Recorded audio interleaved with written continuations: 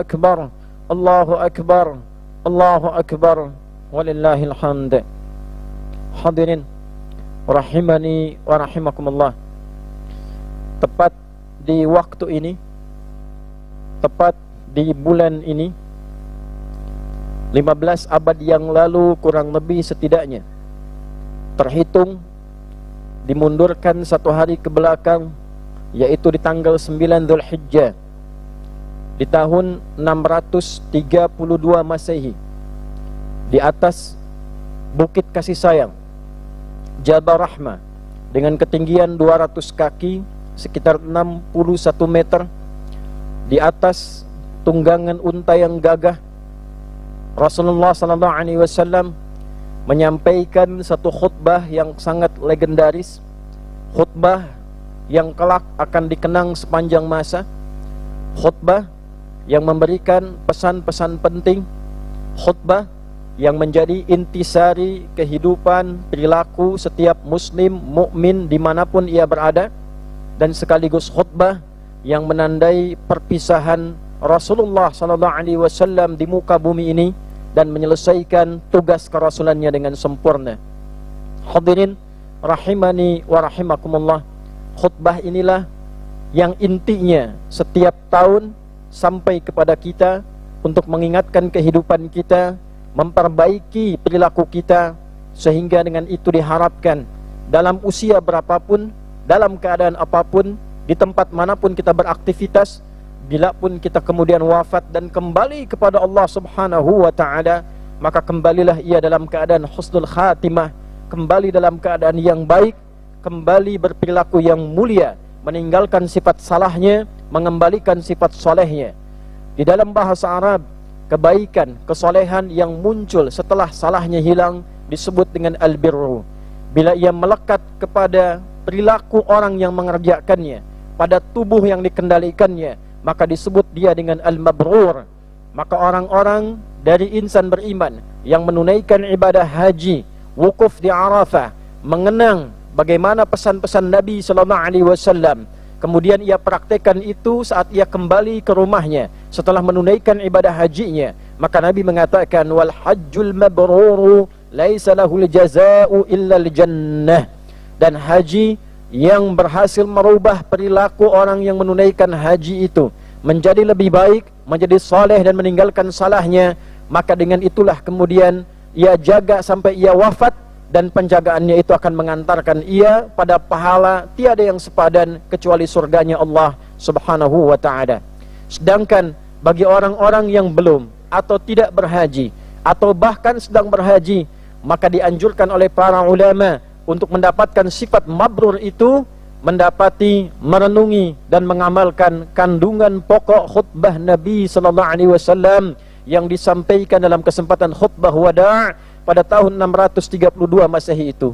Ada 3 pesan utama, ada 3 pokok yang ditekankan oleh Nabi SAW kepada kita umatnya. Dari 3 ini kemudian ditekankan pengingat penting pada 2 bagiannya, sehingga 3 ditambah 2 menjadi 5 pokok utama dalam kehidupan kita. Nabi SAW setelah memuji Allah Subhanahu wa ta'ala, kemudian mengingatkan kita dalam kebaikan, lalu mengatakan, au kama qala sallallahu alaihi wasallam, ayyuhan nasu, wahai seluruh manusia. Ini menunjukkan saking pentingnya pesan ini. Jangankan orang-orang yang beriman, orang yang belum beriman pun, seluruh manusia dianggap penting untuk menerima pesan ini, dianggap akan istimewa, akan sukses, akan menjadi baik di hadapan Allah Subhanahu wa ta'ala jika mengamalkan pesan-pesan ini. Maka yang pertama kata Nabi, orang yang ingin selamat di dunia dan kemudian selamat sampai ia pulang kepada Allah Subhanahu wa ta'ala, maka pesan yang pertamanya, ayyuhan nasu, wahai manusia dimanapun kalian berada. Ya harfun nida, menunjuk makna dekat, makna menengah, makna jauh. Nida'ul qarib, nida'ul mutawassit, nida'ul ba'id. Aku tekankan pada kalian, aku ingatkan pada kalian. Ayyuha, ayyunya munada, berisi taukid untuk mengingatkan. Haknya tanbih, tanbih untuk menekankan. Taukid menekankan, hak tanbih mengingatkan. Apa yang diingatkan oleh Nabi kepada kita sallallahu alaihi wasallam? Inna dima'akum wa amwalakum haramun alaikum. jaga diri kalian dari tindakan kriminal, kata Nabi sallallahu alaihi wasallam. Aku tekankan pada diri kalian, hiduplah dengan baik, jangan bermaksiat. Inna dima'akum, jangan sampai ada maksiat tertinggi sampai dengan menumpahkan darah, sampai dengan ada yang terluka. Ini menunjukkan bahwa Islam itu agama kasih sayang. Khutbah pertama yang dibuka oleh Nabi sallallahu alaihi wasallam, pesan pertamanya dalam khutbatul wada menekankan bahwa Islam agama kasih sayang, rahmatan lil alamin. Pemeluknya berkasih sayang, pemeluknya penuh sifat kasih dan sayang. Bahkan ditegaskan dalam kesempatan lain dalam Quran surah ke-48 di ayat ke-29 disebutkan sifat umat Nabi Muhammad sallallahu alaihi wasallam yang utama, Muhammadur Rasulullah walladzina ma'ahu asyidda'u 'alal kuffar ruhama'u bainahum. Muhammad sallallahu alaihi wasallam adalah utusan Allah yang terbaik. Ciri umatnya, ciri yang mengikutinya, tegas terhadap berbagai penyimpangan, tindakan kriminal, tegas dalam meninggalkannya, tegas dalam menjauhinya, tegas dalam mencegahnya. Tapi saat yang bersamaan, ruhama'u bainahum, mereka adalah manusia yang berkasih sayang. Mereka adalah manusia yang saling menyayangi, yang saling menyasihi. Inna dima'akum wa amwalakum haramun alaikum. Maka perihalalah diri kalian, perihalalah perilaku kalian, kata Nabi sallallahu alaihi wasallam, termasuk cara mengelola harta kalian. Cara mengelola harta, jangan korupsi, jangan menipu, jangan menyogok, jangan menyimpang, jangan tipu-tipu, jangan melakukan tindakan kriminal. Haramun alaikum, diharamkan oleh Nabi sallallahu alaihi wasallam di lisan beliau yang mulia, dan menggunakan kata ala untuk sangat menekankan, sangat-sangat diharamkan untuk kalian. Maka bagi kita, siapapun, apapun jabatannya, apapun sifatnya, pada hari ini sadarilah, bagi seorang anak jangan menyimpang, jangan kriminal pada kedua orang tuanya. Bagi orang tua jangan kriminal kepada anak-anaknya. Di hadapan Allah dipertanggungjawabkan. Jangan bermaksiat kepada Allah dengan durhaka pada orang tua. Jangan bermaksiat kepada Allah dengan menyia-nyiakan anak setelah diberikan karunia-Nya. Sebagai pejabat, jangan korupsi, jangan menyogok, jangan menipu.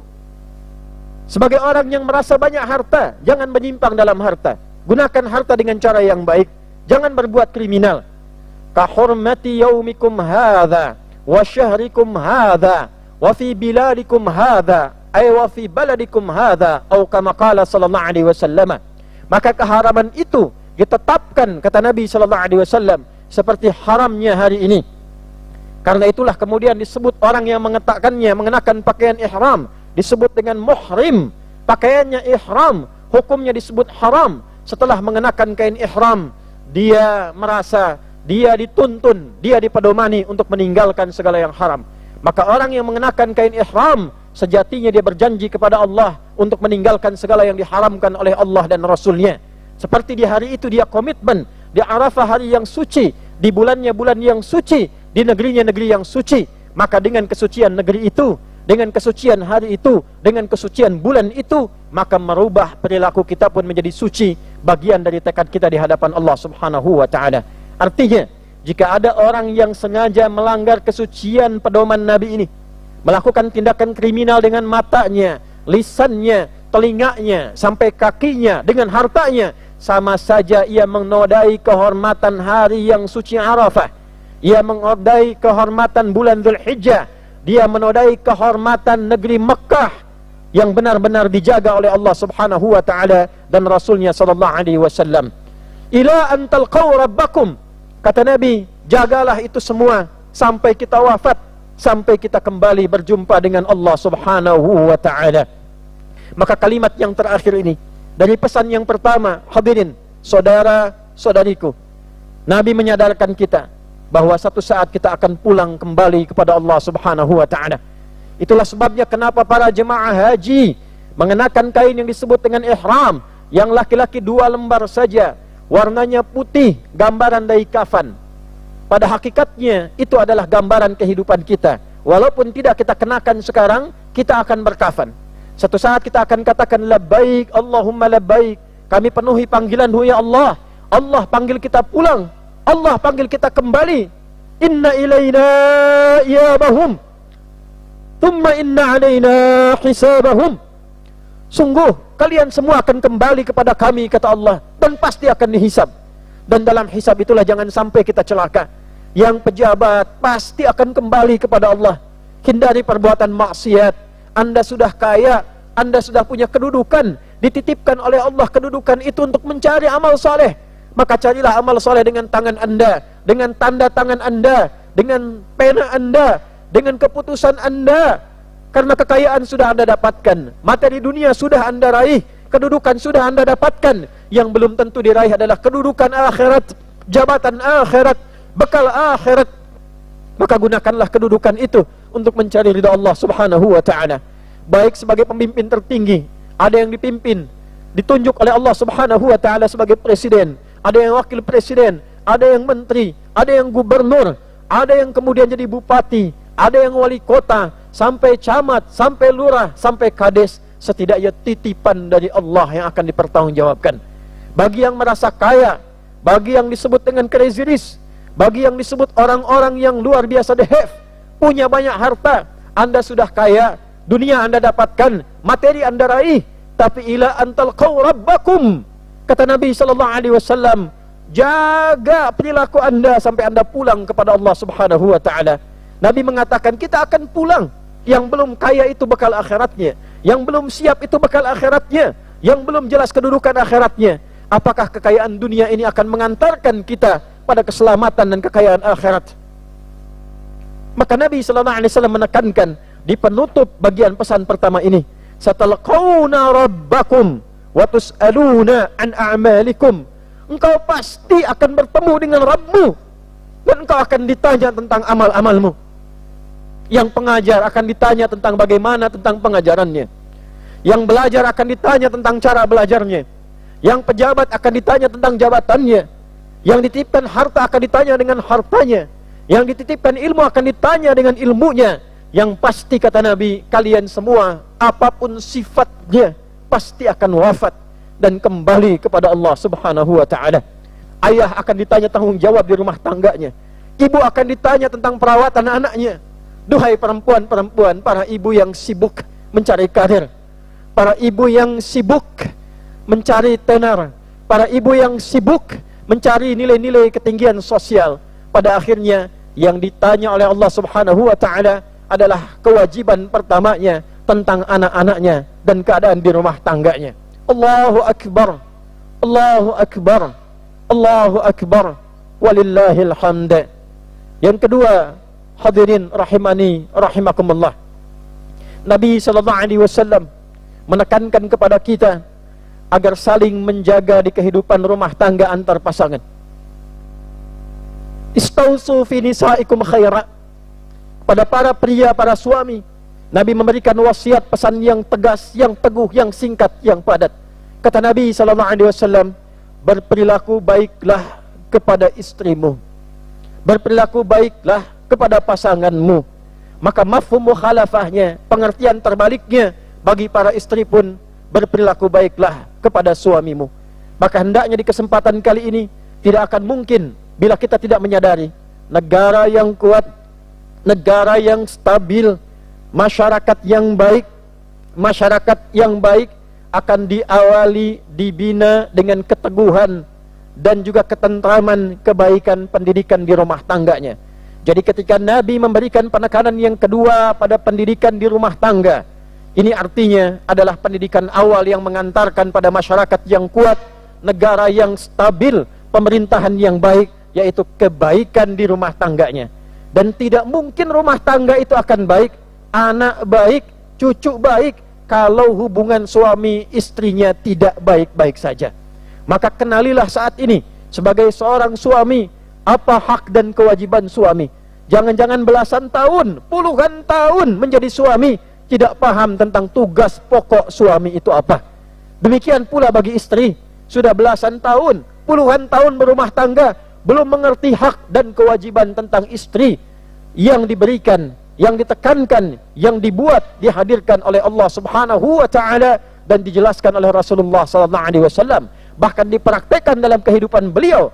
Bahkan oleh Allah diizinkan menikah dengan lebih dari 4 perempuan untuk menunjukkan inilah seluruh karakter perempuan di muka bumi yang akan dihadapi oleh para suami. Maka bagaimana cara belajar merawat mereka? Bagaimana cara istri berbakti kepada suami? Demikian bagaimana cara suami menyayangi istrinya, merawatnya. Demikianlah kemudian penting untuk kita pelajari. Allahu Akbar, Allahu Akbar, Allahu Akbar. Boleh jadi jika ada masalah di rumah tangga, apalagi masalah itu mengantarkan seringkali bukan hanya pada percecokan, tapi juga seringkali mengantarkan pada hal yang tidak disukai Allah dan Rasulnya pada perpisahan. Mohon maaf, kini kita dapati 1 bulan pisah, 2 bulan pisah, 3 bulan persoalan yang rumit. Boleh dicek, mungkin bukan karena kurang banyaknya harta, karena banyak yang hidupnya glamor, banyak yang hidupnya berlimpah harta berpisah pula. Bukan pula karena kedudukan, karena boleh jadi suaminya punya kedudukan yang kuat, istrinya bahkan anak dari orang yang terpandang, tapi berpisah juga. Mungkin boleh jadi yang kurang adalah pengenalan terhadap ilmu berumah tangganya, kurang kenal hak dan kewajibannya, dan kurang paham bahwa dengan berumah tangga itu amanah dari Allah yang satu saat akan dihisab di hadapan Allah Subhanahu wa ta'ala. Suami akan dihisab, istri akan dihisab, anak-anak akan dihisab. Yang dengan itulah kemudian kita diminta belajar, dipesankan oleh Nabi sallallahu alaihi wasallam. Sekali lagi, negara itu akan kuat, masyarakat itu akan kuat bila kehidupan keluarganya kuat, bila suami istrinya kuat. Maka pesan yang kedua, jagalah kekuatan dan kehidupan serta tunaikan hak-hak di rumah tangga. Allahu Akbar, Allahu Akbar, Allahu Akbar walillahil hamd. Hadirin yang ketiga, dengan cepat Nabi sallallahu alaihi wasallam memberi pesan kepada kita agar berhati-hati dengan penyakit-penyakit sosial yang pokok. Di antara penyakit sosial yang pokok itu salah satunya ada yang terkait dengan persoalan ekonomi. Bila ini terjadi maka ekonomi akan goncang. Di negara itu akan terganggu. Kehidupan rumah tangga juga akan terganggu. Apa di antara yang mengantarkan pada kegoncangan ekonomi itu? Yang terganggu kemudian kehidupan sosialnya, yang berdampak pada ketenangannya, ekonomi terganggu, lapar didapatkan, kriminal muncul, keamanan hilang, ibadah goyang. Maka kata Nabi, berhati-hatilah dengan riba dan segala jenisnya. Riba dan segala jenisnya. Utang piutang yang tidak jelas bisa menghasilkan riba. Dulu transaksinya berlangsung secara langsung, on-site, disebut dengan offline. Sekarang ada online, yang dengan riba mengantarkan pada tipu-tipu, kemudian berkembang kepada judi, berkembang pada kerusakan sistemik, menghancurkan ekonomi negara, menghancurkan ekonomi keluarga, terjadi tindakan kriminal karena judi online, pinjaman online yang marak dengan riba, yang bahkan salahnya difasilitasi, yang dengan itu terjadi apa? Keresahan sosial. Baru sadar ketika terjadi pembunuhan, ketika anak durhaka kepada kedua orang tuanya, kepada beras, ketika beras di rumah hilang, ditukar dengan sesuatu untuk dipakai judi, ketika kendaraan hilang, ketika rumah digadaikan, ketika istri membakar suami, ketika orang tua kehilangan anak, ketika organ tubuh digadaikan. Maka salah satu sebabnya adalah sebab goncangnya kehidupan ekonomi di keluarga, pribadi, bahkan pemerintahan dan negara karena sifat riba ini. Maka belajarlah tentang masalah ini, karena kalau riba sudah datang, riba sudah hadir, muncul penyakit-penyakit turunan yang lainnya. Selain judi, selain pinjaman yang tak terkendali, muncul juga masalah lain, prostitusi, muncul juga miras. Jika sudah minuman keras hadir, jika sudah zina hadir, jika sudah riba hadir, maka tunggulah saat-saat kegoncangan, kehancuran bila tidak segera diperbaiki. Alhamdulillah, Indonesia dilindungi oleh Allah Subhanahu wa ta'ala dengan lapis-lapis rahmat dan berkahnya. Kita merdeka dengan kalimat Allahu Akbar. Di pembukaan undang-undang kita katakan, atas berkat rahmat Allah yang maha kuasa, setiap keputusan pejabat dari presiden sampai ke bawah, keputusan pertamanya ditandatangani, kopnya bintang menunjukkan ketuhanan yang maha esa, padi dan kapas keadilan sosial bagi seluruh rakyat Indonesia. Untuk adil secara sosial harus didasarkan pada ketuhanan yang maha esa. Maka setelah itu dengan rahmat Tuhan yang maha esa, kita masih punya Allah, kita masih bertuhan, ulama-ulama menyebar. Maka ini sudah saatnya, jika menginginkan Indonesia emas 2045, 20 tahun ke depan. Maka sadarlah wahai umat Indonesia, khususnya umat Islam yang sekarang beridul adha, kembalilah kepada pedoman yang benar, belajarlah kepada ulama-ulama yang benar, kembali lagi bertuhan yang Maha Esa, yang dalam keyakinan kita ketuhanan yang Maha Esa adalah qul huwallahu ahad. Katakan pada hati kita, sampai hati kita merasa, sampai jiwa kita punya komitmen qul huwallahu ahad. Katakan, tidak ada Tuhan yang layak disembah kecuali yang Esa itu, yaitu Allah. Bagaimana bertuhan benar dengan Allah? Bagaimana beriman yang benar? Belajar pada ulama yang benar. Maka Nabi SAW pada pesan yang keempat menyampaikan, telah aku tinggalkan pada kalian 2 pusaka utama, yang bila kalian berpegang teguh pada 2 hal itu, berpegang teguh artinya belajar yang benar. Qurannya bukan sekedar dibaca, praktekan. Karena Quran itu akan terasa benar, terasa indah, terasa nyaman, berhasilnya, mukjizatnya ketika diamalkan. Dibaca ada pahala, dibaca ada ketenangan, tapi ketika diamalkan, disitulah inti kebenaran Al-Quran. Was-sariqu was-sariqatu faqta'u aydiyahuma. Para pencuri, para koruptor itu buat hukum yang ketat supaya tangannya terpotong, tidak korupsi lagi. Kalau perlu potong tangannya. Karena tidak mungkin ada orang yang tidak ingin kehilangan tangannya. Tidak mungkin ada orang yang ingin kehilangan tangannya. Tidak mungkin ada orang ingin kehilangan nyawanya. Maka buat hukum yang memotong tangan supaya tidak korupsi lagi, yang memotong kaki supaya tidak melangkah kepada tindakan yang dibenci lagi. Maka dari itulah belajar Quran dengan benar. La yasru qaum min qaum. Kalau cuma dibaca jangan saling mencela, ada pahala. Tapi ketika diamalkan, jangan saling mencela, terasa indah kenikmatan berislam, berkasih sayang, berkata-kata yang baik. La yaghtab ba'dukum ba'da. Jangan buat hoax, jangan bergibah. Itu baru dibaca, ada pahalanya. Tapi kalau dipraktekan, tidak ada yang gibah, tidak ada yang pasang status yang buruk, tidak ada yang cela orang. Itulah baru terasa keindahannya Islam. Hadirin, Allahu Akbar, Allahu Akbar, Allahu Akbar. Saatnya kita kembali kepada pedoman Al-Quran dan Sunnah. Al-Quran firman Allah, Sunnah praktek yang ditunjukkan oleh Rasulullah SAW. Maka cara kembalinya bukan sekedar dengan slogan kembali pada Quran dan Sunnah, atau ikut kajian dengan nama-nama Quran dan Sunnah. Bukan demikian caranya. Caranya diatur oleh Nabi SAW. Wa innal ulama'a warathatul anbiya'i, wa innal anbiya'a lam yurithu dirhaman wala dinaran, walakinnahum warathul ilma. Sungguh para ulama yang benar itu, itulah pewaris Nabi. Jadi kalau ingin belajar Al-Quran dan Sunnah yang benar, belajarlah pada ulama yang benar. Cari ulama yang benar. Siapa ciri ulama yang benar? Di antara cirinya kata Nabi, wa innal anbiya'a lam yurithu dirhaman wala dinara. Nabi-nabi itu tidak mewariskan dirham dan dinar, tidak mencari fulus, tidak mencari cuan, tidak mewariskan uang. Walakinnahum warathul ilma. Tapi mereka mewariskan ilmu yang jujur, ilmu yang ikhlas, ilmu yang benar. Maka carilah ulama-ulama yang tidak materialistik, yang sedikit-sedikit tanya amplop, sedikit-sedikit hitungan bagaimana didapatkan bayarannya, sedikit-sedikit pasang tarif. Maka carilah ulama-ulama yang benar, mengajarkan ilmu yang benar dengan keikhlasan, dengan kebenaran. Apa ciri ilmu yang benar itu? Yarfa'illahu alladhina amanu minkum walladhina utul ilma darajat. Yaitu orang-orang yang diberikan, dianugerahkan oleh Allah ilmu, yang dengan ilmu itu iman kita terangkat.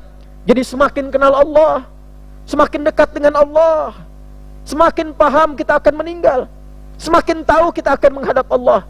Semakin dekat, semakin dekat, semakin dekat.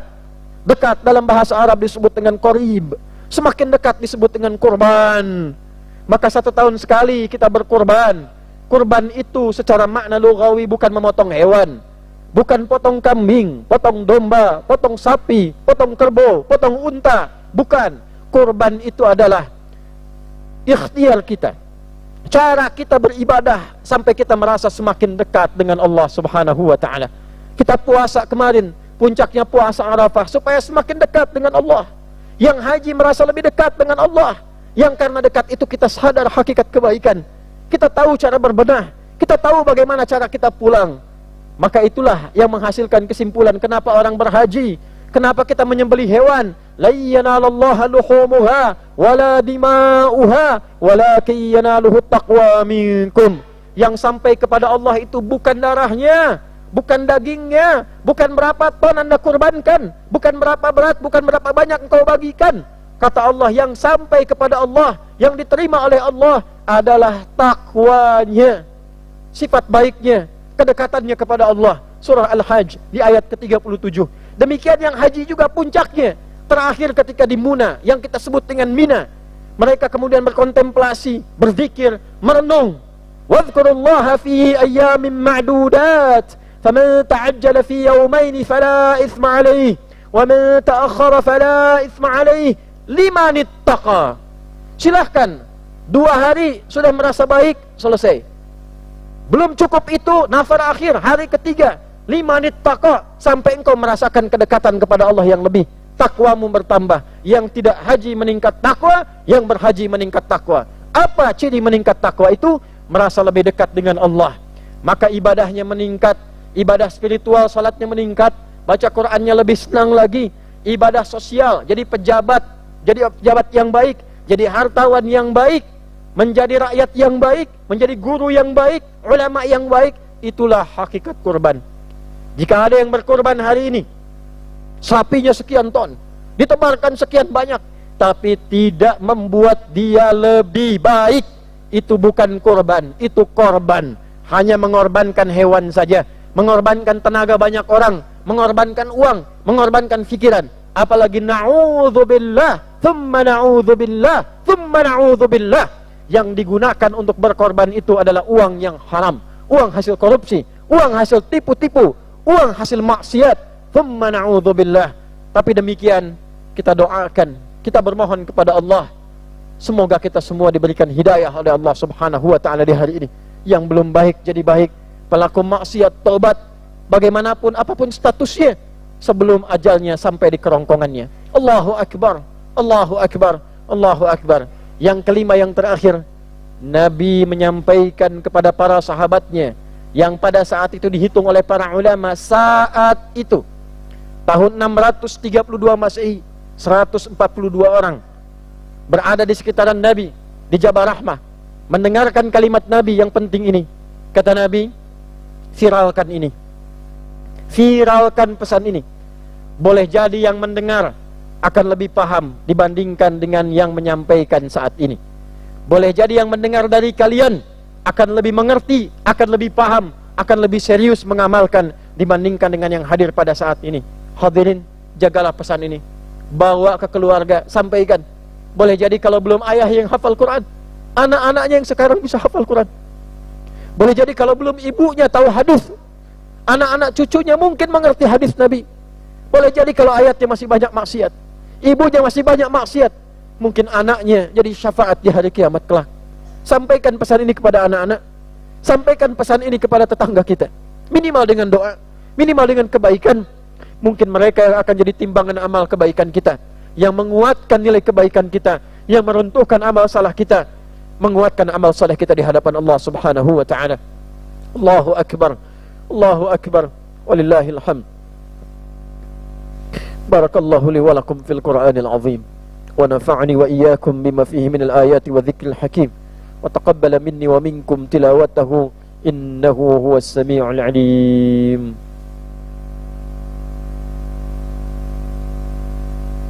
Alhamdulillah, wassalatu wassalamu ala rasulillah, nabiyyina wa sayyidina Muhammad ibn Abdillah, wa ala alihi wa sahbihi wa man walah. Asyhadu an la ilaha illallah wahdahu la syarika lah, wa nashhadu anna Muhammadan abduhu wa rasuluhu alladhi la nabiyya ba'dah. Qala ta'ala, ya ayyuhalladzina amanu ittaqullaha haqqa tuqatih wa la tamutunna illa wa antum muslimun. وقال تعالى إن الله وملائكته يصلون على النبي يا أيها الذين آمنوا صلوا عليه وسلموا تسليما اللهم صل وسلم وبارك على هذا النبي الكريم الرسول الأمين نبينا وسيدنا محمد وعلى آله وصحبه أجمعين وذريته وأمته إلى يوم الدين. Hadirin, mari kita berdoa di penutup khutbah ini. Semoga doa kita diterima oleh Allah Subhanahu wa ta'ala.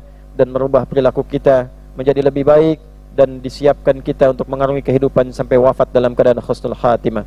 Allahumma nahmaduka hamdan syakirin, hamdan na'imin, hamdan yuwafi ni'amahu wa yukafi mazidah.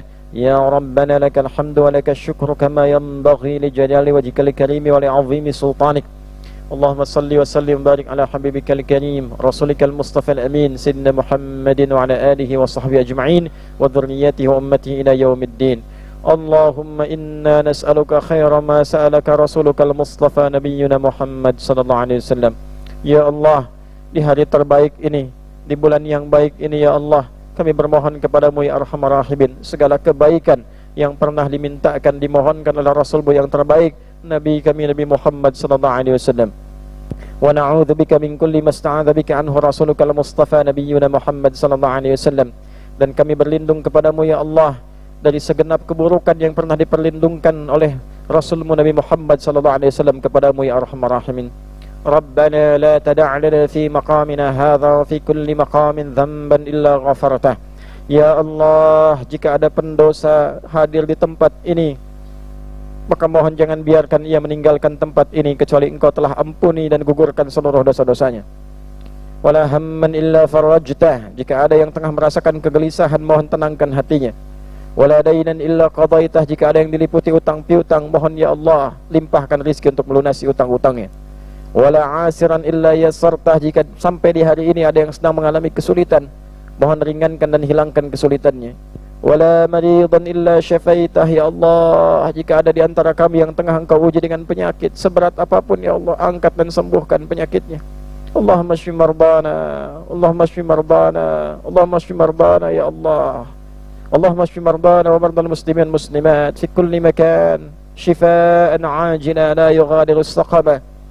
Allahumma ati anfusana taqwaha wa zakkiha anta khairu man zakkaha anta waliyuha wa maulaha. Ya Allah, dengan disembelihnya hewan, ditunaikannya haji, ya Allah, maka mohon ya Arhamar Rahimin, bersihkan keadaan hati kami, sucikan jiwa kami ya Allah dari berbagai kotoran-kotoran maksiat, dosa-dosa yang menyingkap ya Allah, berbagai macam keburukan perilaku kami.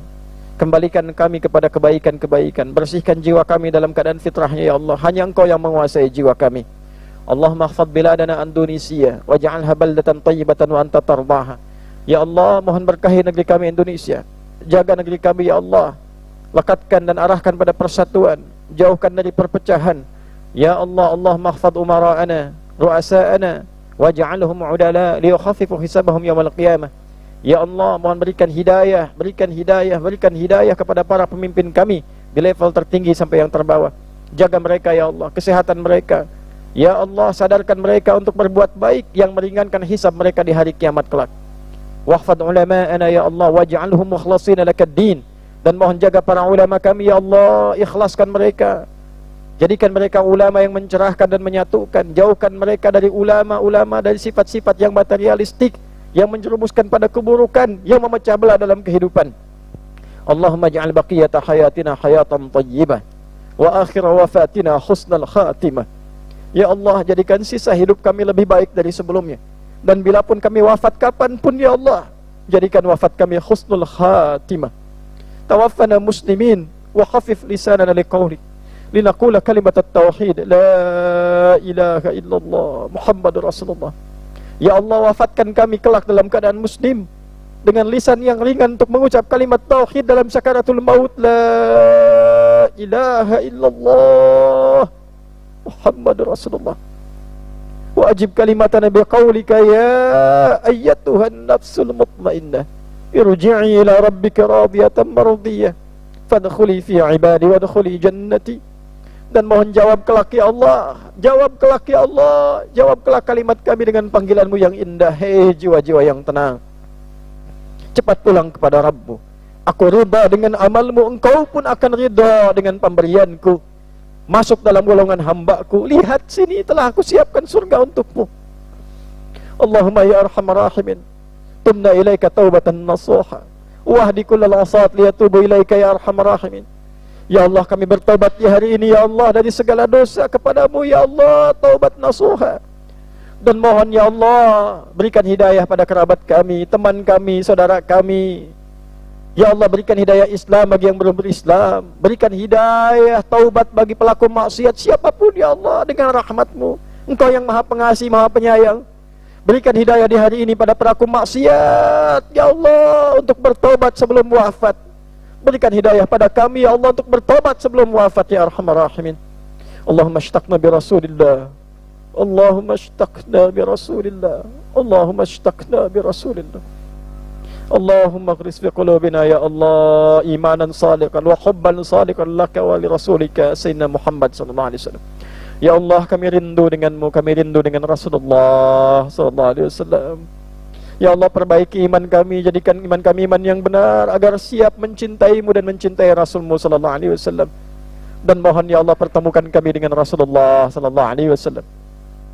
Allahumma ya khairan nasirin unsur ikhwatana fi Filistin. Allahumma asbirhum ya rabbal alamin wa khafif hisabana yawmal qiyamah waghfir lana ya Allah li dha'fina an nusratihim wa li dha'fina an difa'il aqsa ya arhamar rahimin. Ya Allah, ampuni kami ya Allah, ringankan hisab kami ya Allah, karena kelemahan kami menolong teman-teman kami di Palestina.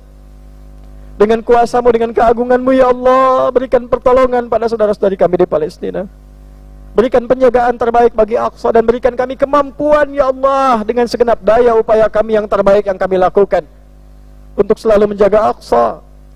Ya Allah, membela saudara-saudari kami di Palestina ya Allah, tanamkan keimanan pada diri kami, jauhkan sifat wahan dari diri kami ya Allah. Warzuq ni'matas shalah fil aqsa qabla wafatina, dan berikan kami kesempatan menunaikan salat di Al-Aqsa sebelum meninggal dunia ya rabbal alamin. Allahumma rabbana atina fid dunya hasanah wa fil akhirati hasanah wa qina adzabannar. Warzuqal hujjaj mabrura, warzuqal hujjaj mabrura, waj'al hajjahum hajjan mabrura, wa sa'yahum sa'yan mashkura, wa dhanbahum dhanban maghfura, wa tijaratahum tijaratan lan tabura. Ya Allah, anugerahkan kemabruran bagi seluruh jemaah haji di tahun ini dan tahun-tahun sebelumnya. Jadikan sa'i mereka Engkau berikan nikmat syukur di dalamnya, dosa mereka terampuni, dan niaga mereka niaga Engkau ridai. Bifadlika subhana rabbika rabbil izzati amma yasifun, wa salamun alal mursalin, wa akhiru da'wana subhanakallahumma rabbana wa bihamdika nashhadu an la ilaha illa anta nastaghfiruka wa natubu ilaik.